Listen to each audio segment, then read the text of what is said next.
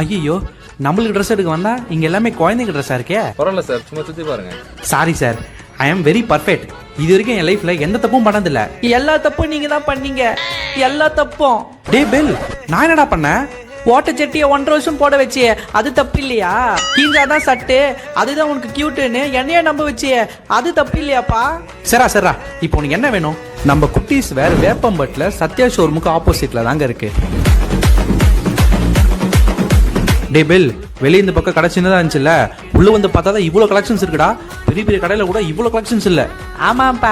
உள்ள வந்து பார்த்ததும் ரொம்ப ஷாக் ஆயிட்டேன். இங்க பிராண்டட் ஷர்ட் பேண்ட் எல்லாமே ரொம்ப கம்மியான விலையில இருக்கு. குட்டீஸை அட்ராக்ட் பண்ற மாதிரி இங்க நிறைய டிசைன்ஸ் உள்ள ட்ரெஸ்ஸஸ்லாம் இருக்கு. சார், நம்மளுக்கு ஏன்டா இவ்வளவு கலெக்ஷன்ஸ் இல்லைன்னு எனக்கே பொறாம ஆயிடுச்சுன்னா பாத்துக்கோங்களேன்.